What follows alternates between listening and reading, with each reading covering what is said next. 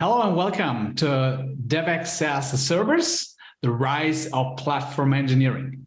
My name is Sven. I'm a DevOps advocate at Atlassian. Means I talk a lot internally to our internal developers, but also to customers, and just like combine both worlds.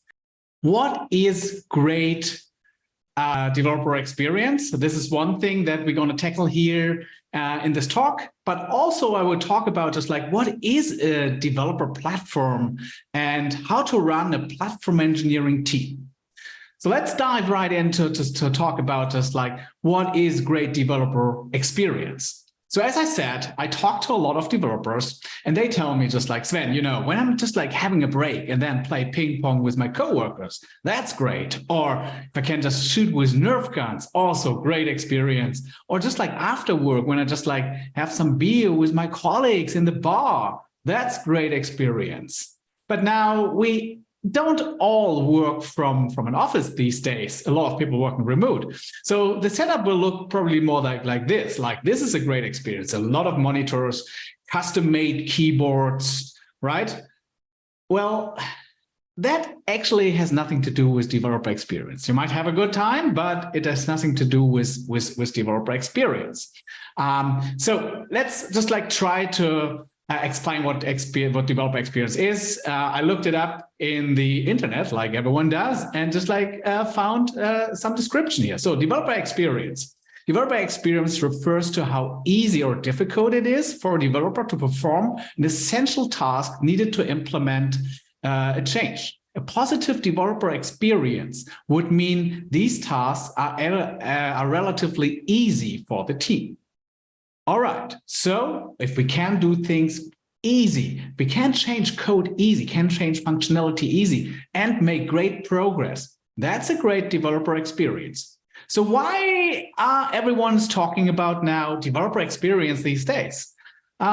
Because development has changed a bit. And it started all with this person here. When Werner Vogels from AWS said, "You build it, you run it," in the year 2006. Well, the impact came actually, I would say 10 years later, 2016, 17, when everyone was just like developing microservices or for the cloud, right? But all of a sudden, developers are not only responsible for writing the code, but now they are owning everything, the whole experience, plus running the code in production.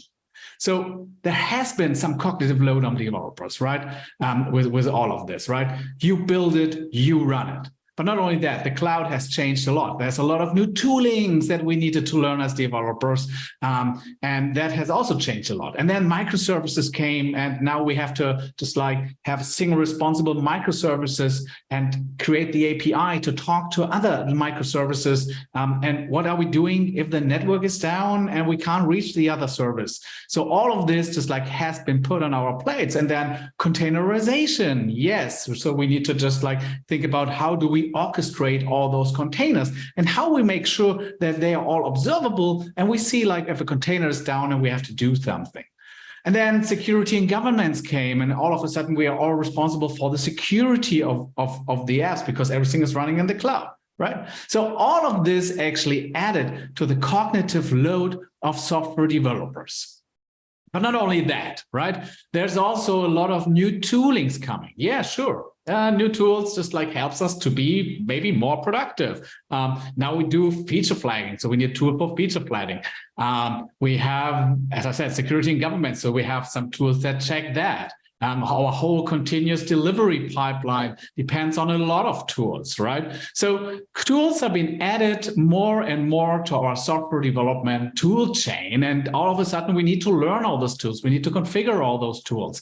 And also this is just a lot of cognitive load on the developers.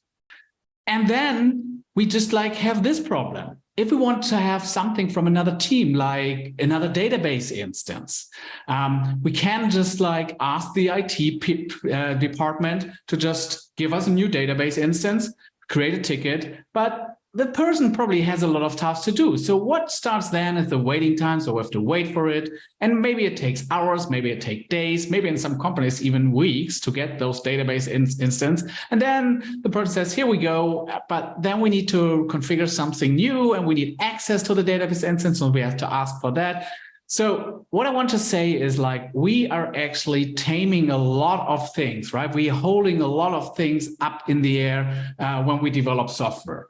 So not only just like we build everything and we run everything, there's also the whole software sprawl, right? And then also another team's responsibility. So we have to just like depend on other teams. So all of this leads to a poor developer experience. So how can we actually tame that? So there is actually a relationship between the cognitive load and the complexity that we handle. So the more complex things are, the more cognitive load we put into it or are on our shoulders. So why don't we just like draw a line here and say, okay, great. So there are some things that we need to do. So yeah, we operate something by the developers, but the rest is actually abstracted from developers. Now, I know I'm a developer too, so you might say like, but we need all these little things and this little knobs that we need to just like adjust the software. Yeah, so it's a little bit blurry over there. And bear with me, I will explain to you how you can handle that with an internal developer platform. So let's talk about what is actually an internal developer platform. So a developer platform is actually an opinionated way of developing software. So certain technologies are actually on your platform that you use. So you have actually a defined tech stack that you use and that you can solve your problems with. So your company are actually standardized on a certain technologies, right? Now, that might sound a little bit conservative to you, like you are able to choose everything that you want and put that in your software development. It's your responsibility, right? Also there, bear with me, right?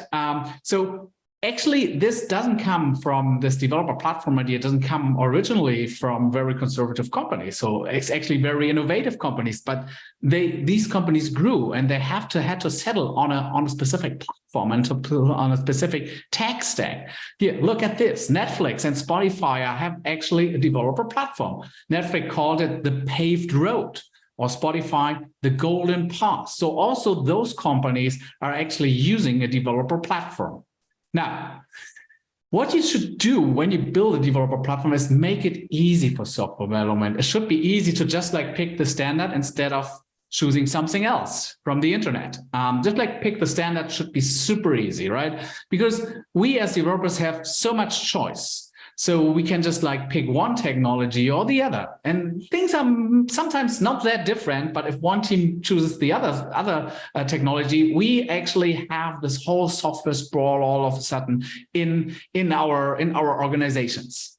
So look at this. Cloud Foundation members here, they are actually, and this is just like the database and streaming part. Should we use a MySQL database or a PostgreSQL or a MongoDB or an Oracle DB? So all of these choices from developers, right? Let's take this example of a streaming service, right? So let's look at the streaming service like Kafka, right? So once you are actually just like in the days when you run it yourself, you need to install it, you need to run it, you need to integrate it into your software, and you need to update Kafka regularly. Well, for a developer platform, this is the job of the software developers, right? They integrate it into their services. The rest is taking care of the platform team. And also a developer platform has some bake-in good practices. So you actually can just like have good practices like making your developers more performant, right? Give them the metrics. Talking about metrics, right? When we are running, our heart rate is measured maybe by our watch, right? And we can see the heart rate, and that is a great thing. So we can see like how good we are. And we have the same things. We build tools around that at Atlassian, like Credo is an internal tool that just like defines the operation readiness. And we can see like if a microservice is actually ready and we can just like deploy it to production. And then we have also a static code analysis tool, so Linter, that is actually looking if the coding guidelines are in place that we set, and maybe it can find obvious problems in the code, and it passes these tests. So great check on the health of our software, right? But maybe you want to see the whole picture.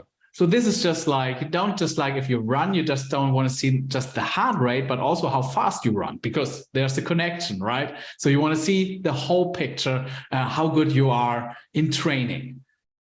So also this we have built into Compass, our own tool.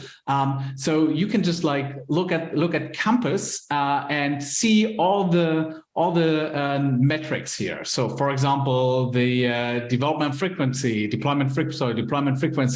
and the build success rate, and all those things are just like with one view. We just like put it just like in front of you as developers. You can see that actually on a microservice level, so per microservice, you can see how healthy your software is.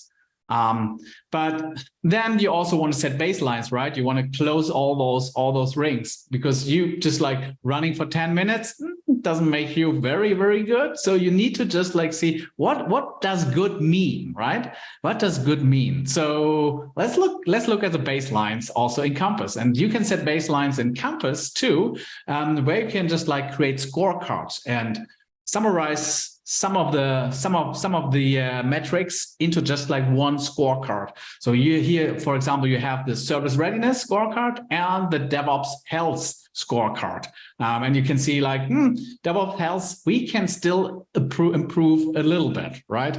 But now that you look at it, it's great. But what you want to do is you want to look at it as a team, because software development is actually a team sport. So you just like want to do it together. Also, this you can do in Compass. We have this ritual called checkups, and you can do it on a weekly basis. We're doing it actually internally at Atlassian on a weekly basis. We just like come together and look at the scorecards, look at the metrics, how good we are. And once we identify this week wasn't really good, so we need to improve things, we can just like note it down in Compass and come back next week and see if our actions that we wanted to take on just like show up in the numbers, and we can improve the health of the software again. So all of this you have with Compass. But an internal developer platform also helps with the team flexibility. So just like make your team more flexible if you just like standardize on standard technologies. So for example, if you're just like in a team and you have these defined technologies, let's say 30, 40, 50 different technologies on your platform, it's relatively easy to just like write down the documentation for each of these for each of these technologies to help new people to onboard faster and document how they are used within your company. Think about it. If you just like have hundreds of different technologies, that takes time, and it's normally often out of date, to be honest. So also limit the numbers of technologies that you use helps you with documenting those better. But also, if you just like want to switch teams or products, if you develop different products from team A to team B, the onboarding on team B, moving from team A, is not that complicated, because you use similar technologies within your organization. Maybe some technologies are of course not similar because it's a different product, right? So it might use different technologies, but maybe if it's just like 10% is new and 90% is just like the good old, or 80% is the good old that you already know, it's easier to onboard on the new team. So it makes your teams actually more flexible. And this is what you probably ask now, Sven. We just like want to try something new, and new technologies also makes us more productive. Right. You're actually right with that, right? But it is open. A developer platform should be open to add something new. Actually, if you want to innovate, you try a new database or something, try it out. And when you think like, oh, that's a great solution and I want to use it in production, you can just like ask the platform team to add it to the platform, to add these technologies, this technology to the platform.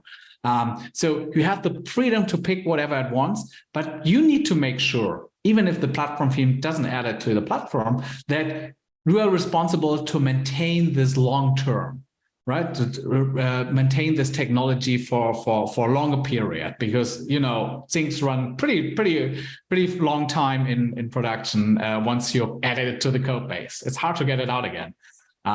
So now that we learned about what is actually a developer platform, how do you run a platform team? Because it's a special team that is responsible for platforms. You may have read the book Team Topologies from Matthew Skelton and Manuel Pei. Great book. I can just super recommend to read it. It's really a good book. But they talk about just like how you slice and dice your teams, and they talk about stream-aligned teams. So a stream-aligned team is actually owning the whole like software development lifecycle, from the planning to the building until you get feedback at the end. So all parts of the software development is owned by a stream-aligned team, right? And you have more of these stream-aligned teams. But then you have just like one platform team that is actually supporting the developers, the stream-aligned team developers, with certain things on their software development journey. So they are actually providing these services to lower the cognitive load of the stream-aligned teams so they can move on or move forward fast, right? And don't fall into the trap, just like say, oh, we know what software developers want. We build it and they will come. Not every technology was as successful, right? If it was built. It was a great technology. Google Glasses was great, but not everyone came and just like we're wearing Google Glasses, just to put it that way. So if you build it, they will come. Not a good tactic, right? If you say developers go around this corner, developers are smart people. They will find a shortcut. They will find a way to just like not use your developer platform, and that's actually not what you want. You want a high adoption of your platform. So here's a little bit of playbook for platform teams, how to build your platform team and what to look after. If it's one thing I want you to take away is just like run your platform team as normal feature teams, right? You have customers too, but the customers are actually your developers. So understand their needs, just like talk a lot to the developers and understand their needs. Don't assume you are a developer too. You know what developers want. Just like talk to the developers and understand their needs. Like with all products, right? Start small. Don't build the whole thing out and then give it to the developers. Start small, build an MVP, and evolve just like from there. The next tip is just like also you treat it as an open source, right? Treat it as open source. Accept pull requests from stream-aligned teams. If they need a specific API to a service, accept those pull requests and move that into your platform. And think API first. Developers love APIs. They want to configure everything through APIs. Think API first. Make it easy to run and integrate services with each other so the developers can do that. Now, you might think like, developers are now building the applications and ops people are building the platform, right? We separate dev and ops again. Great. No, you get me wrong here. That's not the case, right? Actually, dev and ops are working closer together than before. Platform engineering is really DevOps, right? Because developers help to develop the platform, and the platform teams are helping to develop the applications. So we collaborate hard on these things to make the application successful for our customers. So we came out with, we want to improve the developer experience, and now just like take a look at how developer platforms are actually improving the developer experience on one side, but also lowering the cognitive load on the other side. So we just like have less implementation details for developers, and that's great. So we can actually, as developers, concentrate on building features. right? And the developer on the platform team concentrate on abstracting this complexity away from the developers. It's still possible if needed. Some teams maybe need a little bit more implementation details and just like go more deeper into it. That's still possible with platforms. Less technologies to learn, just like having just like a handful, just like whatever you need, just like technologies that you use in your tech stack. It's easier especially for new starters to learn, also to update the documentation and have to update the documentation. It's way easier if you use a defined tech stack, a standard way, an opinionated way of developing software. And also you can bypass that. And that's actually part of the developer platform too. It's okay to bypass the platform, right? Whenever needed, you need to innovate. You need a specific technology that is not available on the platform. You can do that. It's not a trap, right? Hope that helps you to just like see what a development platform does, gives you a good overview and how it actually improves your developer experience. Thank you very much and have a great day.